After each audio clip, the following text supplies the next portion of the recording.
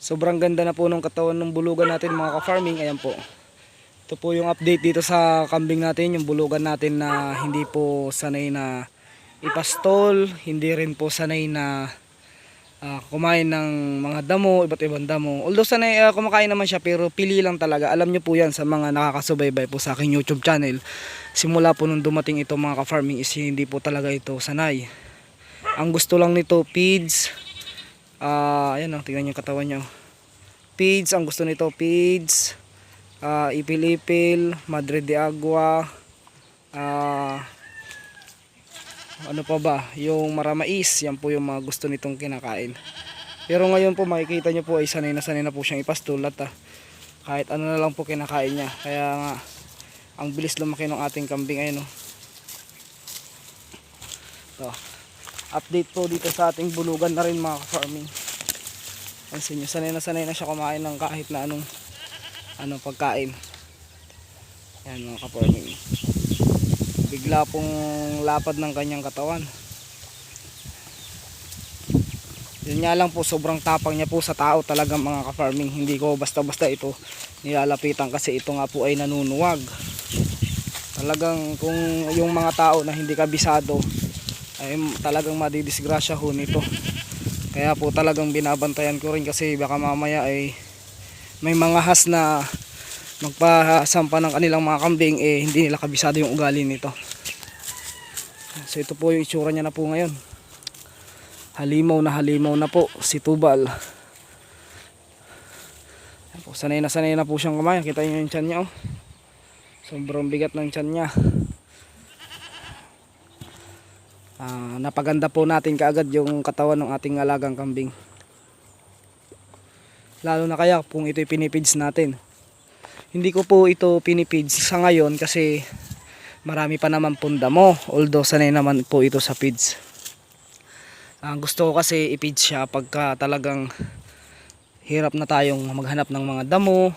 Yan. Estimate kilos na nito mga ka-farming, nasa 70 plus na to. Ayan o, halimaw na ho siya mga ka-farming. Ayan o, sanay na siya yung pastol. Tignan nyo yung mga ano niya. Pero ito mga ka-farming, matanda na po tong kambing natin na to. Nakuha natin ay matanda na. Kaya nakakatakot na rin na kaya sobrang agresibo niya. Yan po mga ka-farming. Halimaw na ho siya. Kita nyo naman. Basta talaga tayo ang mag-alaga ay talagang walang palyang katawan yan. Yun nga mga ka-farming kunti na lang din yung natirang sa inumin Yun nga mga ka-farming yan napaganda natin yung katawan. Sanay na siyang kumain ng damo.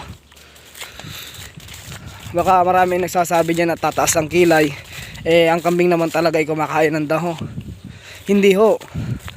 Lalo na kung hindi naman po talaga yun yung nakasanayan niya sa farm. Nabuhol na itong ating kambing. Yung bulugan ho kasi natin, sanay ho talaga yun sa kuan. Sa ipil-ipil yan. Oy, ba't mo tinapon? Wala ka nang iinumin.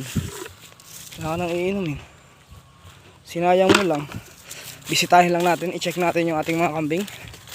Kung sila ba ay all goods. Yan. Wala yung 4 nating kambing, nasaan kaya? Gumagala na naman. Tatali ko bukas yung kambing natin kasi gumagala sila. Nakakahiya sa may-ari ng palay. Ayan o, nabuhol na naman yung kambing natin.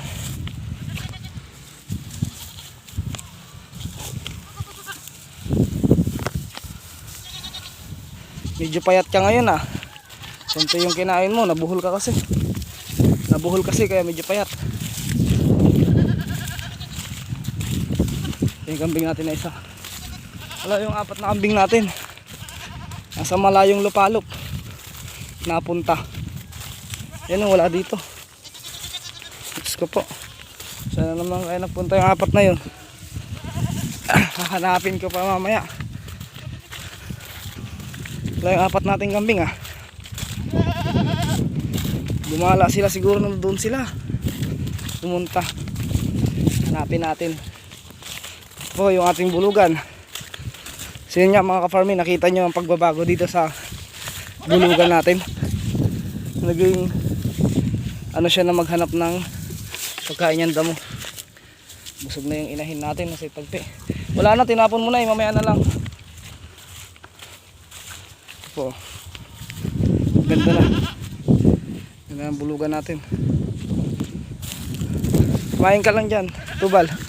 Ano ibang kambing natin. So yun lang mga ka-farming. Hanapin natin yung 4 na kambing natin na nawawala.